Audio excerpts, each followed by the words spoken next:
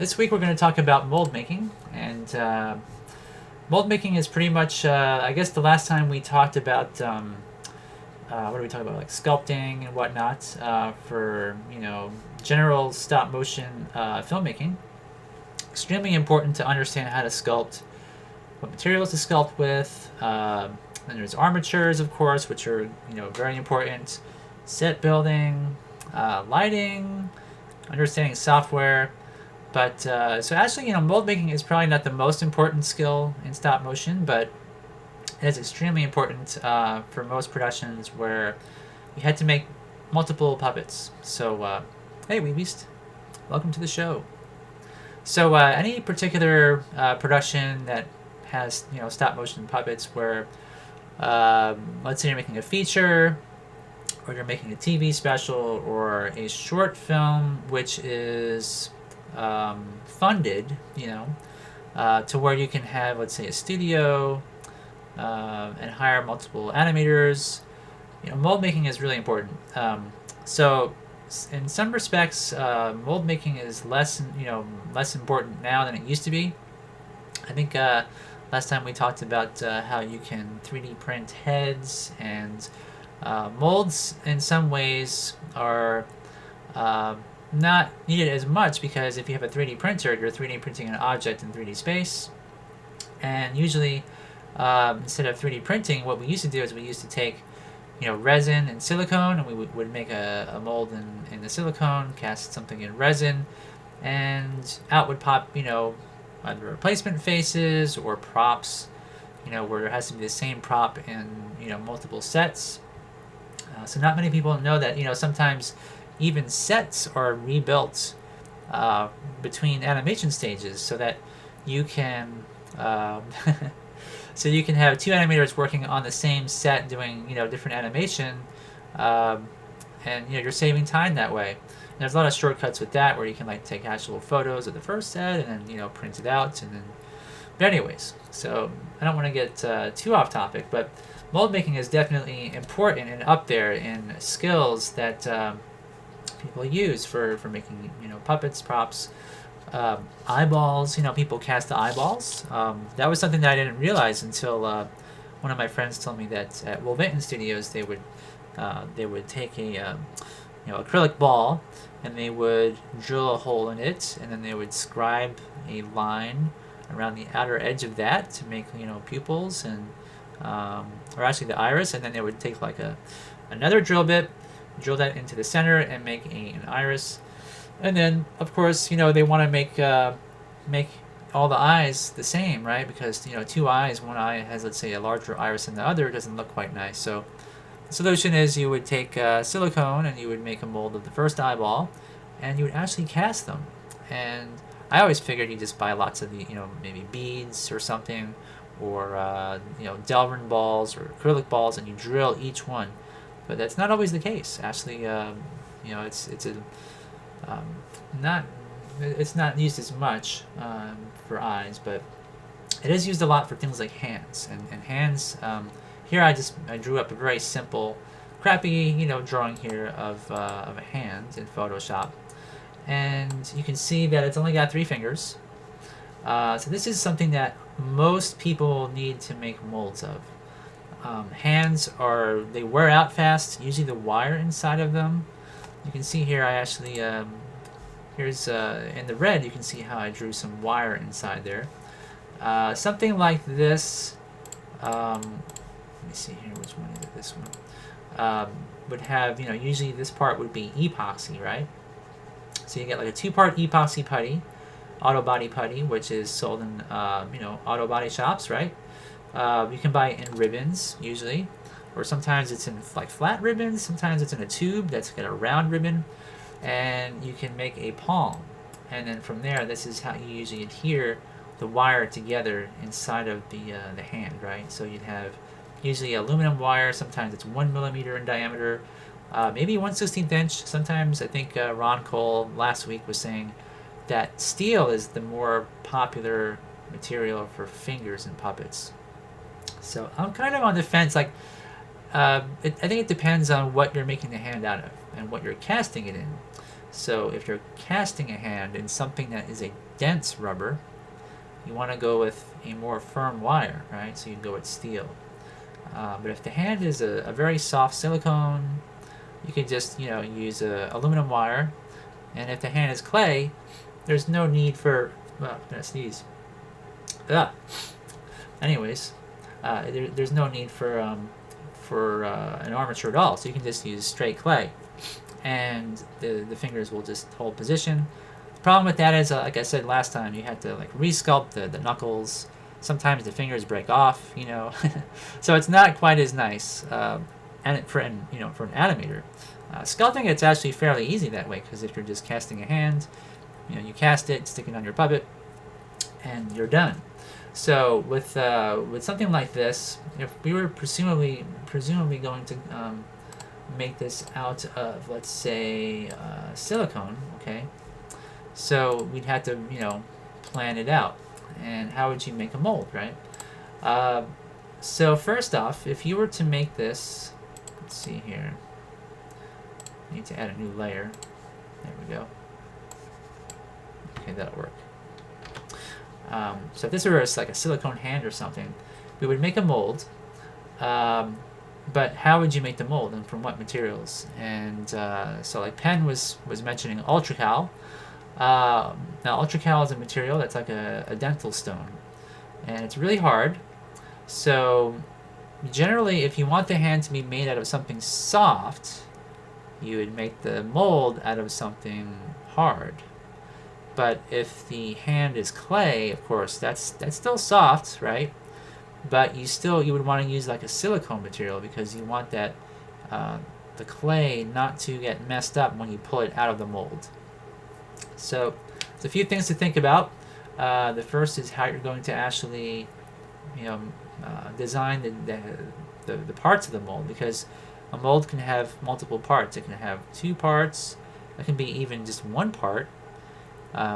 So we could actually cast this in maybe a tube and just pour silicone on it and then cut it out with a knife. That's possible. We could build a box around it with clay, lay it flat, and build up a seam around the entire edge of the hand, around the fingers, right? So we could push clay right up against this sculpture. So if we're actually sculpting this in clay and you make a clay wall, there's also problems making that. Things to think about with that are that, like, if you're using oil-based clay for the hand sculpture here, you probably want to use something like water-based clay for the wall-making material, because it's a different material, and because the hand has got oil in it, water and oil don't mix. So it's actually a lot easier to clean up a mold wall that is water-based clay on a oil-based hand or sculpture, because it could be any kind of a sculpture. So what then it would entail is, so we would have, like, if this is the seam line, we would draw a seam line right around the edge of our hand, and you don't actually want to draw it with a pen or anything, but you want to try to find the center of the fingers around the whole object, and you're going to build your clay up right around the outside of it. And also you want to lay your hand flat. Like, you don't want to make a hand where the seam line is going through a part that is visible to your camera. So, like, for example, if we had a seam line that ran, something like this, that would just not make any sense, because then you'd have to, see that in every shot where there's a close-up of the hand. And anyway, so you build up your clay, and then you would you'd try to shape the clay in a certain way, like this. And then after you've built it up, you've made this nice and flat. So this is actually a 3-dimensional piece, right? So this has some thickness to it. So this would be a way to separate the 2 halves of the mold. But of course you can't just pour silicone right on top of your hand if you're casting it in clay. And if you're making this as an ultracal, or let's say could actually be plastic resin, if you're going to use that, which is hard to pull out a silicone hand or even foam latex or something, you got to consider the material, of course. So with foam latex, you would definitely want to use UltraCal 30, which is the stone, which is a breathable and porous material. Okay, so if you're going to use the foam latex, you have to put the mold in the oven after it's got your foam latex injected. So I know this is probably really, I know this probably sounds really complicated, but you had to choose the right material. But let's just say that we're going to make this out of the hand out of silicone. We're going to use a plastic resin. So we have our water-based clay built up. We got some thickness here. Then we would have to build up a wall around the entire thing so that when we put our resin on top of this, the resin won't just go over the edges as it's laying flat on a table. You don't want to waste your resin, right? So you would build up another wall around it with clay. And so you'd have something that, is got some dimensionality to it. And I'm trying to draw it, and of course I can't really draw that well. But just imagine there's a wall around that. So if I were to draw it from the side, this would be where your hand is inside of this. So your hand is in here with 3 fingers. And then you're building the wall up just a little bit.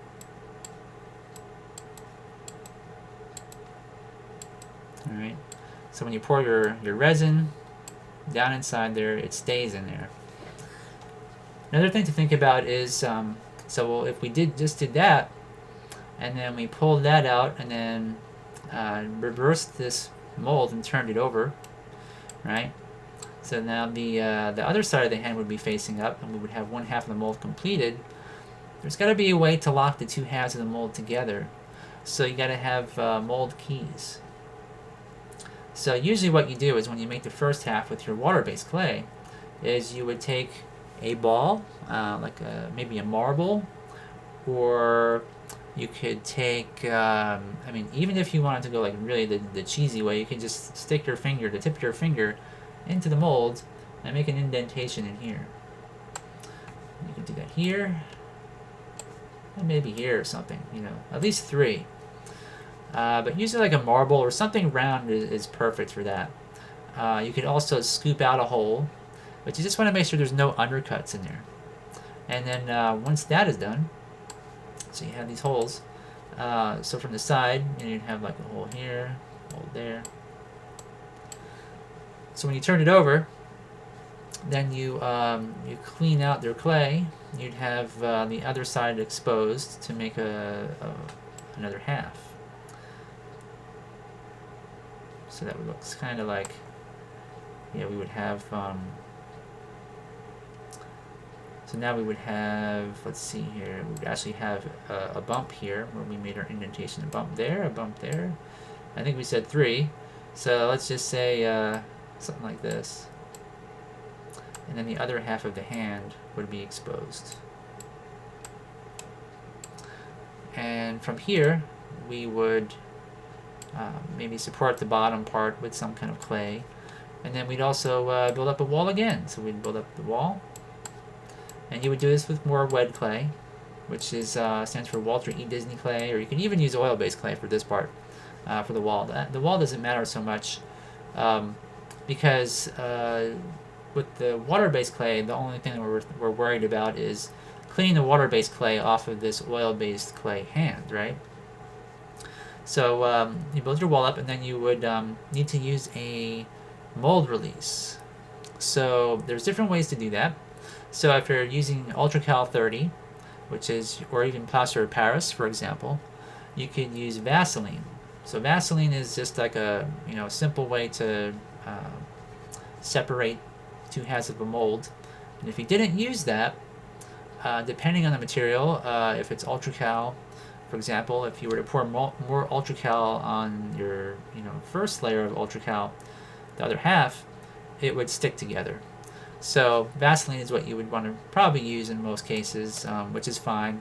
A lot of people use soap, like bar soap, and they'll make soap chips by taking a knife and kind of cutting it up a bit, and then putting those chips in a cup, adding some water just to cover the chips themselves, and letting that soak overnight until the soap is completely saturated with the water. That also makes a really good mold release for plaster and UltraCal. Now if so we were to make the first half of this and cast the first half in something like a plastic resin, you could use Vaseline. Also, if you were to make it out of silicone, you could use Vaseline. So Vaseline is pretty much a general purpose mold release. Doesn't always work with some materials. I think if you're using... oh, hey Ron. What's going on, Ron? Yep, yeah, this is definitely your topic for sure. So we were talking about molds. So I was just explaining how we can make our mold out of several different things, and we're considering making this out of a resin, and then casting the hand in silicone. So there's also another thing to think about is, how we're going to get, after we connect the two mold halves, right? So we've got our two halves that we've cast. We've separated them with Vaseline so that they don't get stuck together. We pull it apart, and then we clean the clay out, and then we have a hollow portion inside of our mold. And so you have to consider, how are we going to get our silicone inside of there? So that's something to think about. Now, when I drew our armature inside this hand, I also considered that you might want to also take a piece of wire and stick it out the back of your hand. That way, if you want to suspend the armature in the center of your mold, you can. And that's done, let me change colors here. That's done by having the wire actually molded at this point as it comes out the hand. So if there's a groove in your mold, you can stick an actual armature inside of there, and it will stay in the center of the mold, and it won't touch, for example, the fingertips and pop out of your casting, your silicone casting. So that's something to think about. And then getting the silicone in there's different ways to do it.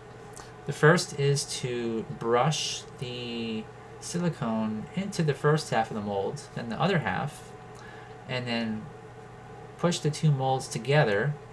Now that's a little bit tricky, and it's not as nice because when you do that, you usually have a lot of flashing to clean up from where the material squeezes out of the edges. So if we had some like green silicone, and then we were to maybe just paint it in here, and we have an overabundance of it inside of our mold, it would actually go outside of the finger area here, right? And then you can compress the two halves, but you would have this sort of flattened silicone, paper thin stuff that just comes off of the edges of the hand and the wrist. And then when you pull that out of there, you gotta cut all that stuff off. So the best thing is usually to clamp the two halves together, and then have some way for the silicone to escape. And usually that would be done, let me show you guys. So this one I'm going to delete. By having a way for air to escape your mold. So what that means is if we were to inject silicone in here, it would fill up the hand, but there would be nowhere for the air to escape. So without air to escape, you can have air bubbles inside there. So when you make your hand, just like with the wrist, like we did down in here, so we had wire that came out, we could stick little wires that come out of the tip of the fingers. And that allows for air to escape in those parts. So if we were to have a hole in our mold, let's say we had the two halves together, and then we drill a hole right here in the wrist, Then we inject it in there with a syringe or, you know, some sort of, let's say a pouring technique, because you can actually pour silicone into molds, right? So we make like a thin stream of silicone and we pour it into our mold through this hole. It starts to fill up. Now we have air holes where the silicone will flow towards, because that's the, you know, least resistance pressure wise inside there. Let's see here. So the silicone would follow the fingers to the tips, and you'd also want to make sure that that's the lowest point. That's another thing to think about. So one of the problems that I had when I first tried to learn how to make molds is that you got to think of gravity and how air rises, and you got to think about, you know, everything ahead of time. So the best thing would be if you have a mold such as this hand. Let's see here.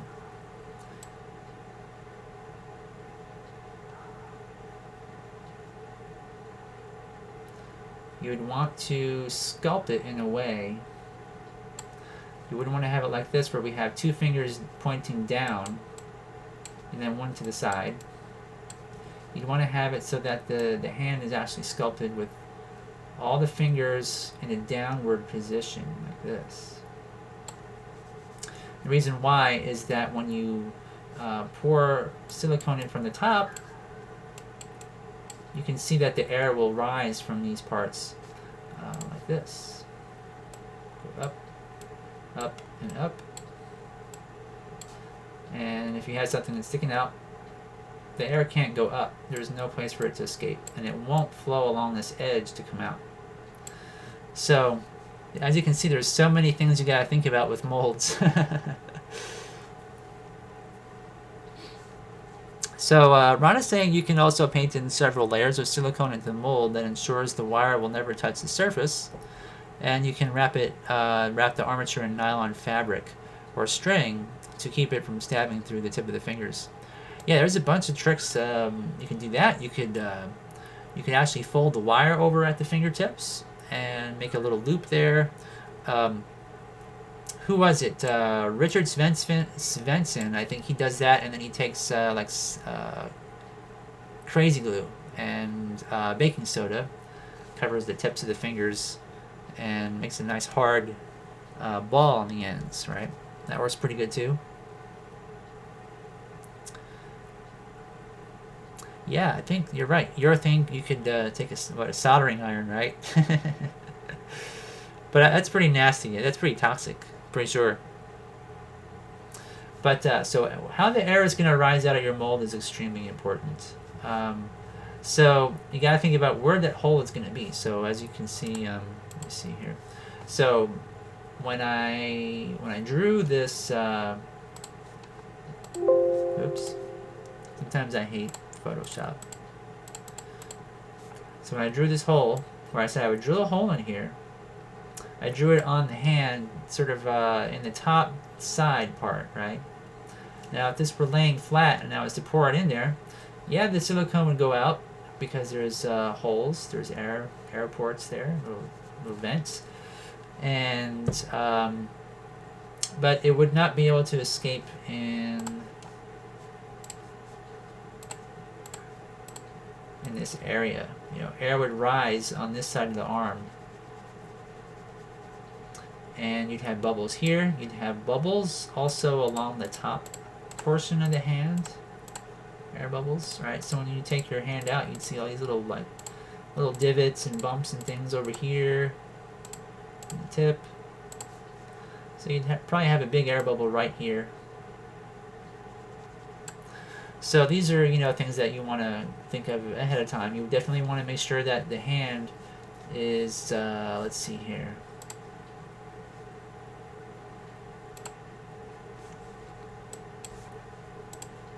I'm gonna rotate this around. All right. Now, if we were to pour silicone in this mold with it upright like this, okay. See here. Alrighty. It's kind of confusing with all these layers I got going on now. But you can see that having a hole right up here to pour the silicone into would be the best place to make your pour spout, or your entrance. So Penn is saying, if you paint the silicone in the mold, how do you get rid of the seam when you put the two skins together? That's a good question. So in this case, if we poured the mold, the silicone in the mold, the silicone would go down. We would have our vents towards the fingertips, which are pointed down.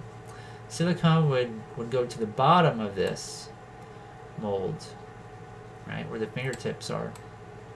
And slowly fill up. And now this is definitely not this, like if you're painting it in there, that's different than this, but pouring it in would do this. So it would, build up to here, then the silicone would overflow into this finger, start to go out, fill it up, slowly fill it up. All the air would come out the top. The only places you might have air bubbles would be around this area, right, where there's a slight amount of undercuts. But the amount of undercuts are minimal in this direction. So the question is, so where would you? I think I might have messed up my stuff here. That's all right. So what would you do about having seepage where the silicone goes between the two halves of the mold and leaves that flashing off to the sides? So let's say we have a big bunch of flashing here, some over here after we pull it out. What you'd want to do is you just want to take, you would want to take some scissors, some cuticle scissors. The curved kinds are best. And you would want to pull the flashing out like this with your fingertips. You could use tweezers to do this as well. Kind of pull it out. You can usually do that, and it will like break off. The other way is you can pull it out and cut it.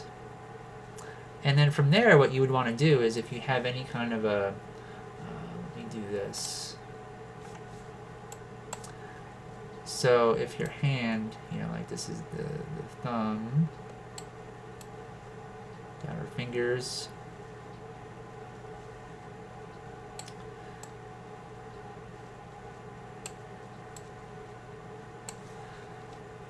So you'd have, your seam line around the finger, which this is really horrible drawing, but just to make an illustration, you'd have this line around here. What you'd want to do is you'd want to, of course, cut it, pull it out, break it off, whatever you want. But you'd want to have it so that there's a slight indentation in there. You don't always have to do that, but if it's a big amount of flashing, you can indent it, and then you could take more silicone. One of the techniques that you usually do is when you make your silicone colors is you keep the A and B parts in a separate container that you've mixed the colors into. So that way when you mix up the silicone for your hands and you pour it inside your mold, you have extra that you can mix together later to fill in the little indentation that you've left behind from cleaning that up with scissors and pulling it off and whatnot. So you can do that, and that's really it. And you just take a small amount of it and you would paint it in there. And you could use like Cabasil, or you could use micro balloons to thicken it up, or you could use something called Thyvex. So let me see here. I've got Smooth On. Their site is opened up here. So I think it's called Thyvex.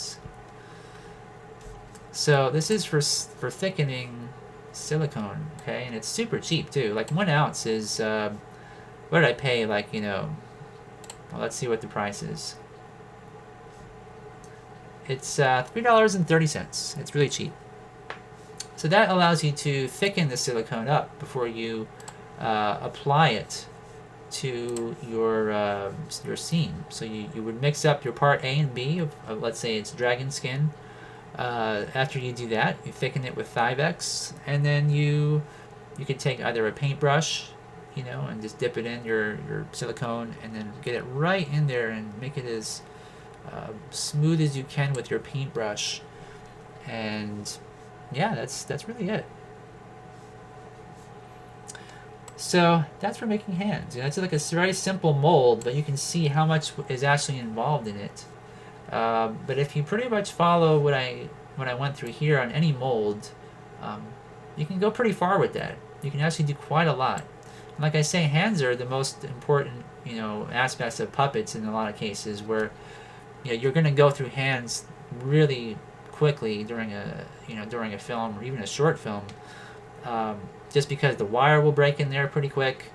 You're going to move the fingers a lot, usually for hand gesturing and picking up objects and stuff. They take a lot of wear and tear. So this is probably the most important mold that I could probably explain to you guys.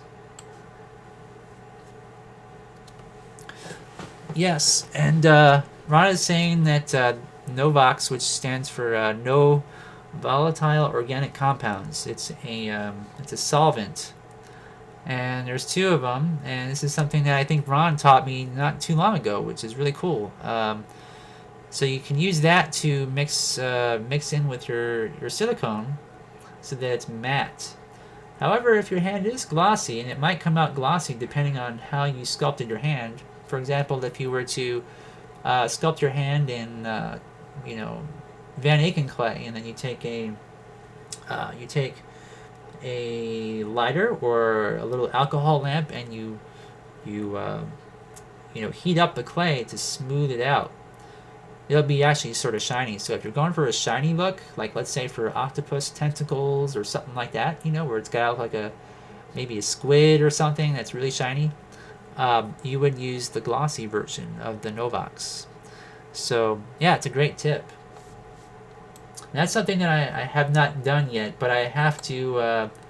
I have a silicone head that I need to make for a client, and it's going to be a realistic head of an actor, and I'm going to have to use all that stuff. And so most of these things that I'm learning from Ron, and stuff that I've learned before, I'm trying to apply and catch up on, and understand, and make sure I don't forget anything, because silicone is so expensive, so expensive for even a small amount. So if you mess it up, it's a lot of money wasted. Alright, so let's see, rotate canvas. Alright. So let's get rid of this stuff here now. So also, for a simple puppet head, mold making is sometimes used for hair. Sometimes it's used for heads. It's used for everything. I don't know if I want to go over this one. I mean, this is a crappy drawing, but one of the things to think about when you're making sculptures is that undercuts are a big problem. I didn't talk about this with the fingers, so maybe I'll just talk about undercuts with regards to this. So a lot of times if you're trying to cast, let's say, a clay head, if this were going to be a clay character that we're going to reproduce, like I said before, maybe we're going to make a stop motion short film that has 3 animators on it, and each animator has to have the same kind of character. If we want to reproduce it, this will save time, because we have 3 animators working on the same thing. That's the basic reason why you would do this. So you would want to make your mold out of something softer than the clay, if possible. But in the case of like films that I've made, where I've made clay heads, a lot of times you can get around that by melting your clay into your mold, and then taking the mold and putting it in the freezer, and then pulling the heads out of that mold while the head is rock hard. Yes, the mohawk. So, but generally with clay, you want to work with something really soft, like silicone is fine. For I'm trying to think like what would be a good shore hardness. I guess 25 is the pretty. That's probably a little bit firm, but that's probably not too bad though. Like if you're gonna freeze your heads, but the undercuts are pretty much going to be a big problem for if you plan to make the mold out of something hard, right? So if we were going to make this a mold of this head, and we wanted the head to be hard, let's say we're doing something where the head is plastic, and then we're going to make, let's see here. So another, like a common thing that people do is they will have the mouth separated from the head. So we would have a head section and a mouth, and the mouth could pop off. So in this case, it would look something like this.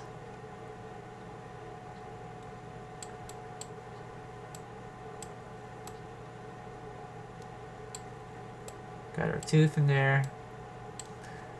And this would be something that we could later make a mold of separately and cast, and we can make replacement mouths that are different so he can talk.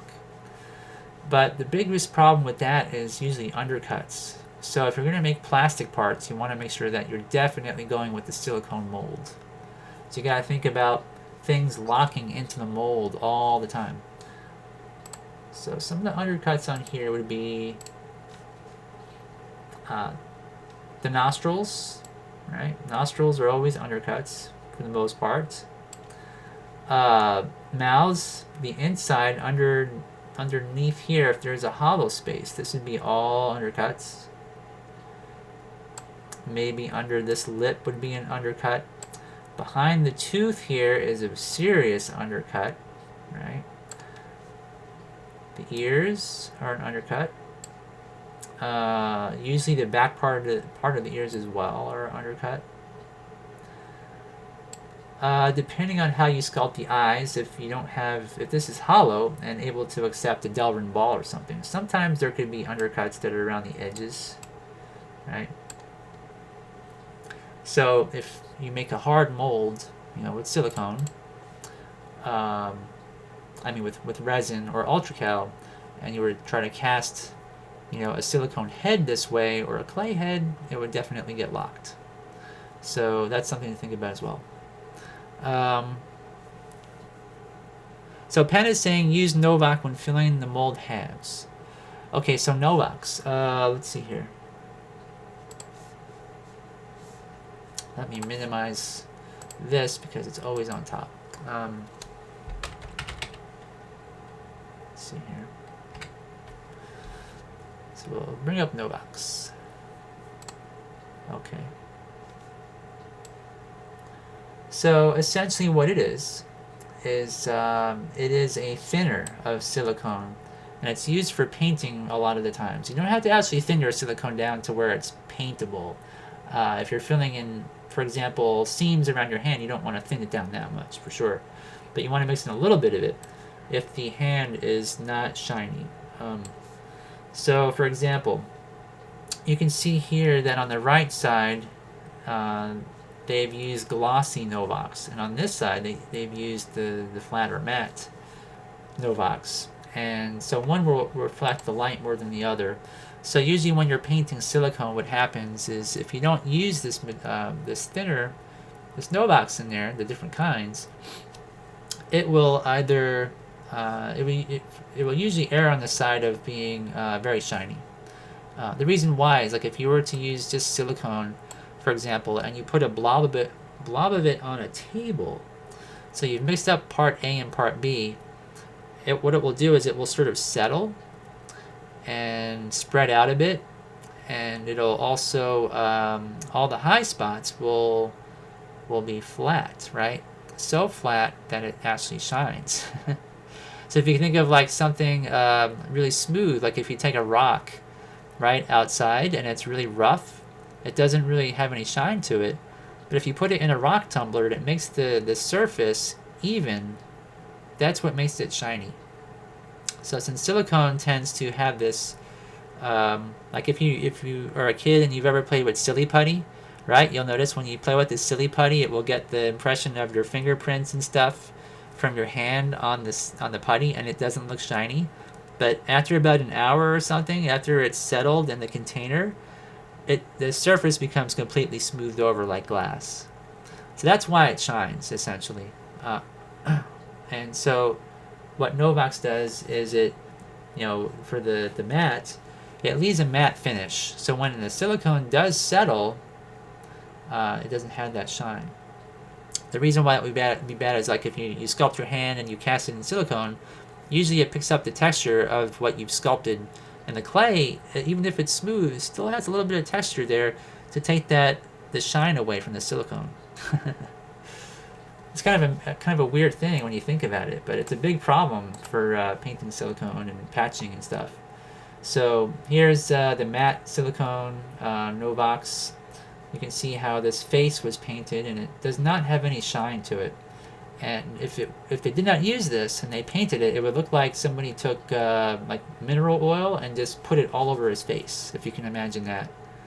Like literally would look like that.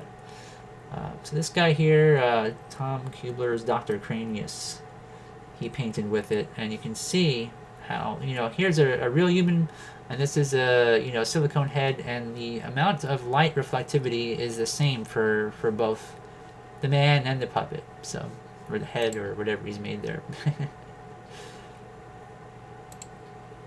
So, let's see here, I don't know what this is.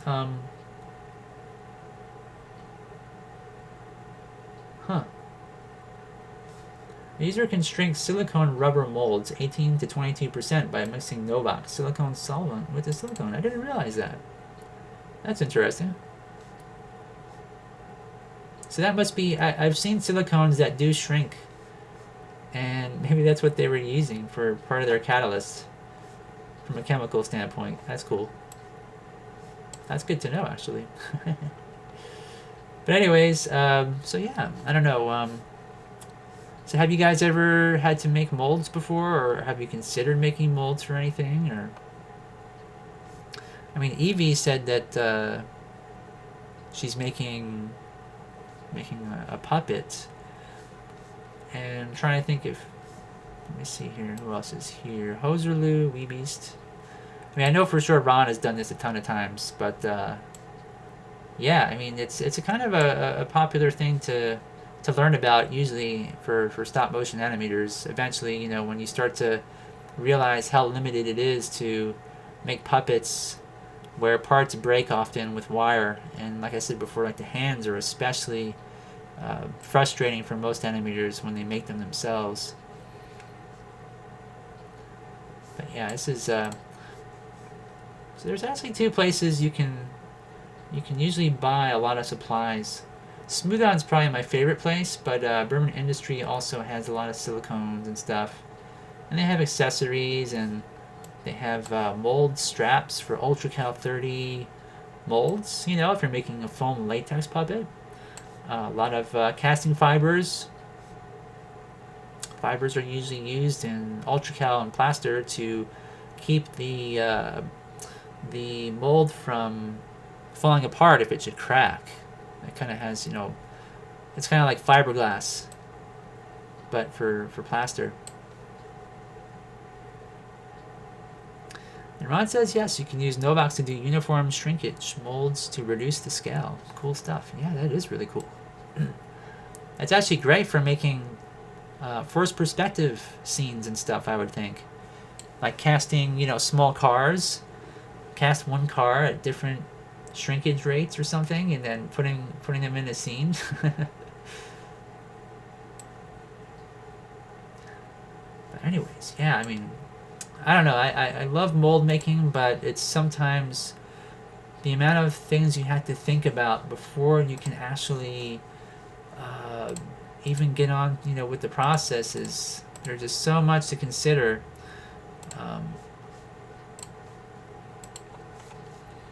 Let's see. I'm trying to think of what else is common for molds with stop motion. So like I kind of covered the eyeballs, right? So if you guys make an eyeball, like I said, usually you take a drill and you drill a hole through it on the inside, and then you take a countersink or a drill bit and take the tip of it make the pupil. And then you scribe a line around that with a scribe for the iris. And then to make a mold, usually I would not have this pointed down. I'd have it the other way. But you just, take like a piece of wire, drill a hole through the back part. So you got a hole, stick a wire in there. And I'm drawing this upside down, but keep that in there with a piece of clay like this. Then if the wire is really thin, you would want to maybe use a thicker piece of wire here so you can pour your silicone, your resin inside there. Let me rotate this around.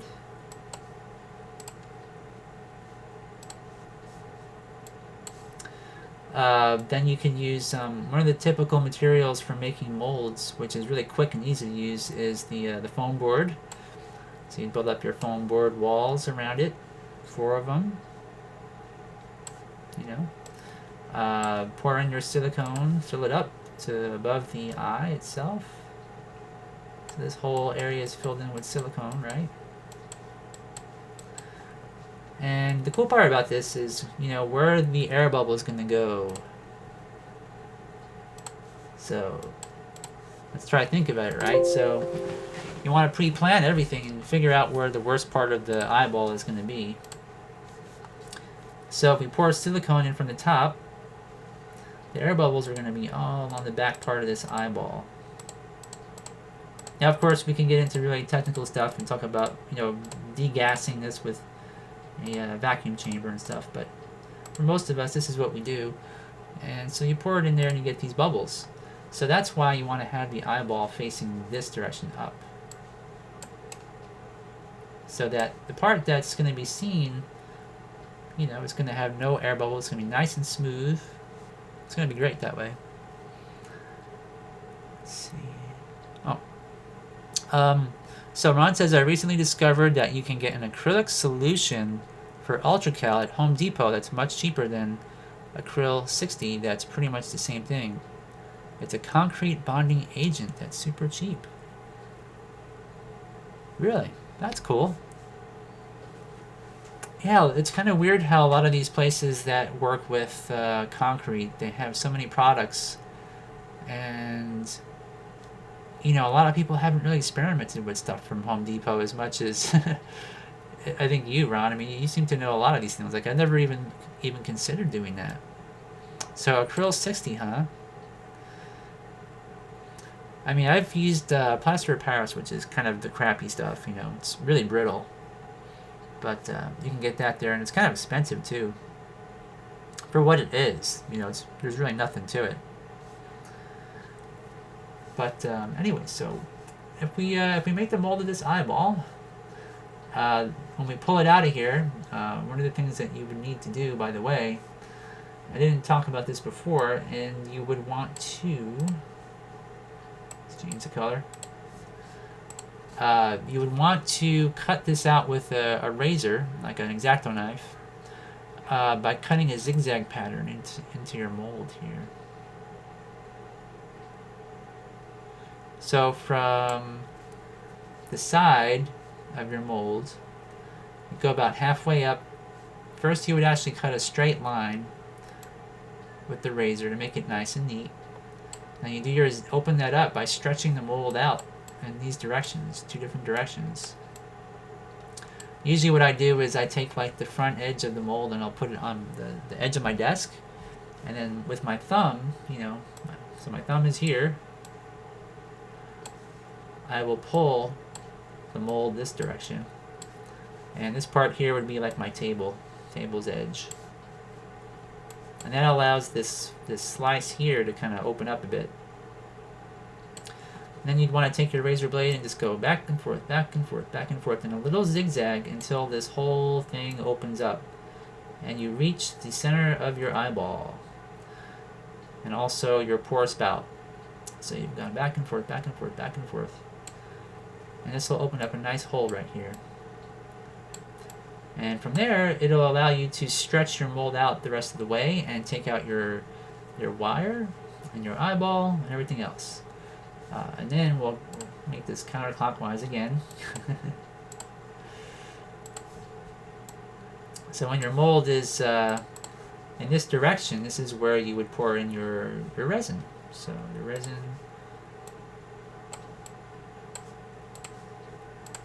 comes in from the top, right, pouring it in, fills up the eyeball from the from the bottom, goes up on the inside here, and again, thinking about where the air bubbles are going to be, right? So where the air bubbles going to be, same place. They're going to be up here towards the back part of the eyeball.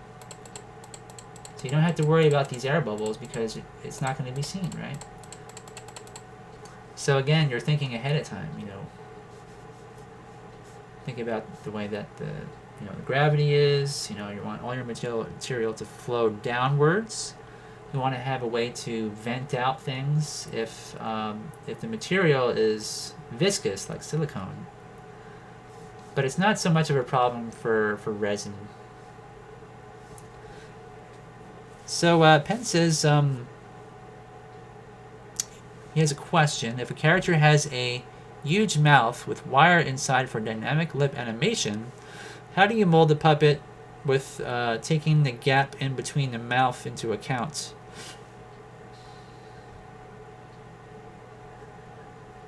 Okay. Gotcha. Yeah, I see what you're saying. So I think what you're saying is like, so you have a mouth and you want to have like wire panels or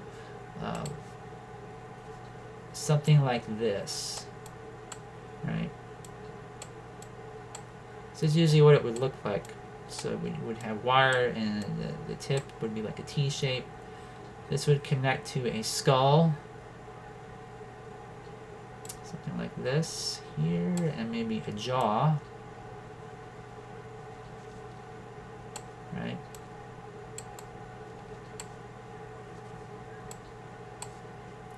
So if I get what you're saying, this is what you're going after. So these T-shaped pieces would be the wire coming off of there.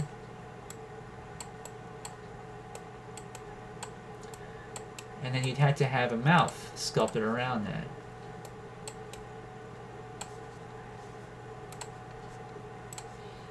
So like, mouth.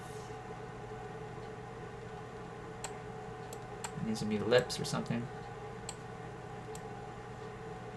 And then maybe your nose is here or whatever. 2 eyes. So that would be really difficult. But what you would want to probably do in this case, okay, because now you see if the lips are together, you'd have an undercut. So you'd want to have the lips in a certain position to avoid that. So Rana's saying there are 2 ways of dealing with that. Paint your silicone in to the thickness you want, or create a core mold which creates the hollow.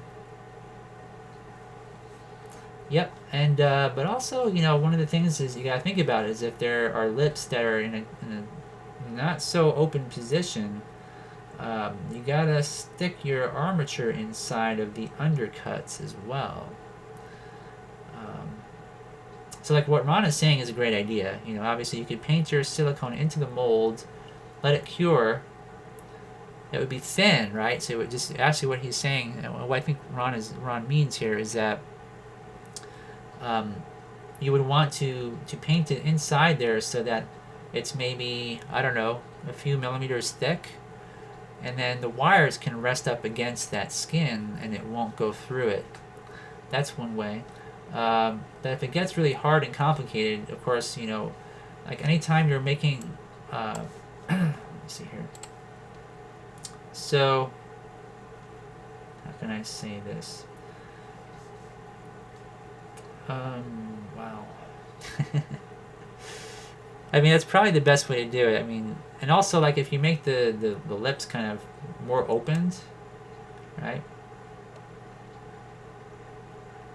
So if you have the lips in a more of an open position, as opposed to a closed position like this, from the side, right? So you'd have to have your internal parts, your flaps or paddles, whatever you want to call them, inside there in a straight way, as opposed to trying to bend them and get them in there. I probably should have made that as a separate layer, but let me erase this stuff here.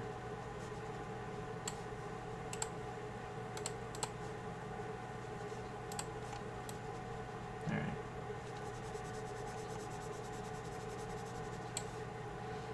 So what I'm trying to say here is like this. So if your wire has to go into an undercut, right? So if this is the internal skull part, and it would be like this is obviously two separate drawings. But you want your wire to be able to go in from the side. And I'm probably not making this very clear. Let me draw this over. So what I'm trying to say is, so if you're from the side view, if you have lips that are closed like this, and there's a hollow inside there, okay,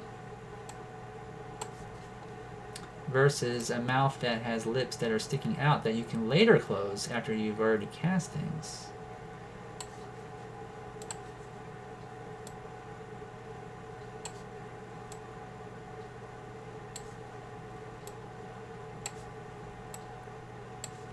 And then here's your skull and a skull. This is just like a super simple way to show it, okay? So now Ron is right in saying that you can paint the inside of your lips with silicone until there's a thickness, okay? So I'll show you on both. Painting the inside. Painting the inside. Like this. And there's a thickness of silicone there, so that wire can't stick through the lips. But the problem is if you don't design it the right way. Okay, so as you're pushing the wire inside your mold in that direction, you can see that this one here will not have any problems, and this one will, because this one has to go over these two humps inside the hollow of your mouth. And trying to go over those humps, you'd have to bend the wire. You know, you'd put the wire inside the lips, and then you'd have to somehow take a tool and bend them over to the tips of the lips. So, yeah, there's different ways to solve that. Some of it is in the sculpting phase, and some of it's in the molding phase.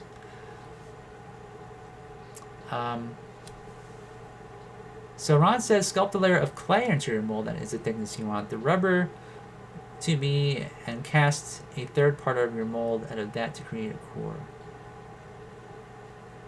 Maybe I'm not understanding properly the question here. So Penn is saying, if a character has a huge mouth with wire inside for dynamic lip animation, how do you mold the puppet with taking the gap in between the mouth into account? So maybe I got the wrong idea, but yeah, I don't know. But it can be really confusing, can it? It's confusing to explain too, because you know, trying to draw stuff on the fly here.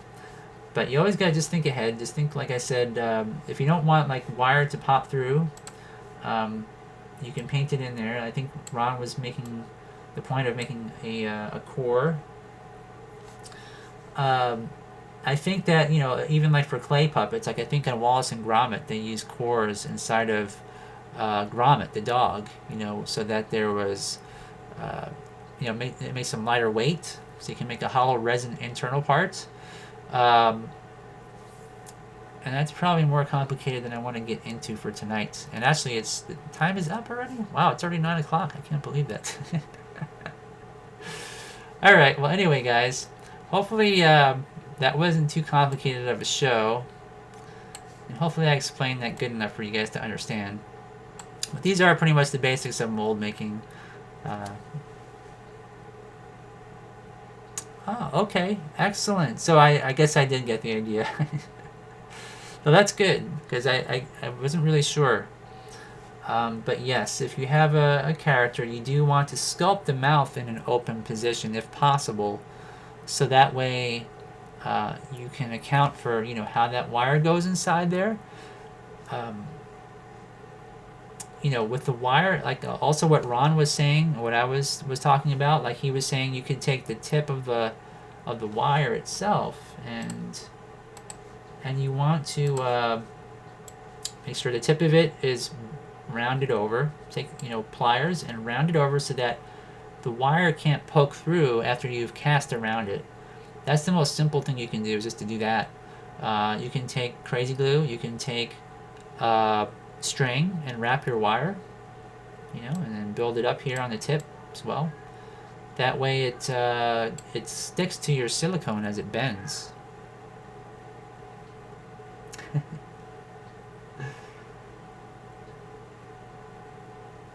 Ah, okay. Yeah, Ron, that's a very good idea. Making it hollow so you don't have to use so much silicone.